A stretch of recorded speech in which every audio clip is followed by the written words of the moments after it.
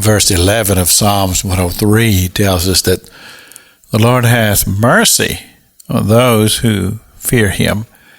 And then we find in verse number 13 that he also says that he has pity for those who fear him.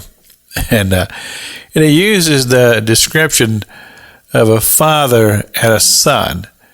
And I can relate to that. I have a wonderful son. And there have been times when he was a child growing up, and even as an adult man, there were things that I felt like that as a father, that there had to be correction done, but always in love, because I understood, because I was a child once, I was a young man once, I understood the things that he was dealing with, and as a father, I felt my responsibility was to help him along and help him to be able to deal with these situations in life and be able to grow and mature. And I thank God that he's turned out to be this wonderful young man, a father, doing great things in life. And I extend all of that to the mercy of God and his work in the life of my son, as well as how God used me as a father. And this wonderful psalm gives us that beautiful illustration of God who loves us as a son. And of course, we have the scripture where Jesus was honored himself with the voice of God from heaven, saying, "This is my beloved son in whom I am well pleased."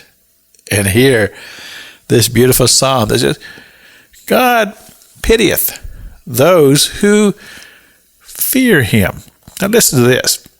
For he knoweth our frame, and he remembereth that we are dust. In other words, God says, understand, you're made out of dirt, but I have great expectations for you.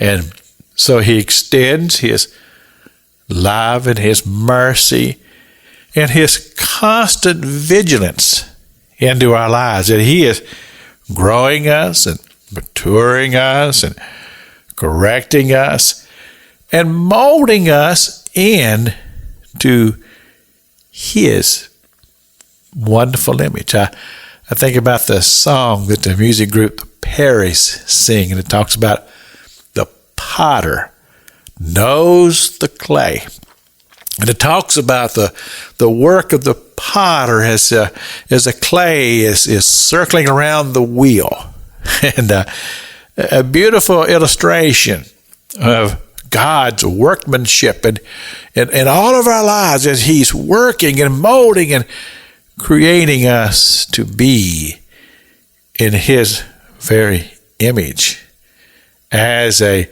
part of his great work, to the point that he would say that we become the bride of Christ.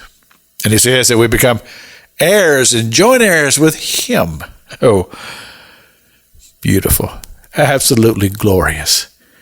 God's work in our lives, as the scripture says, because he pitieth those who fear him. Pastor Jack King with the gospel on the radio broadcast.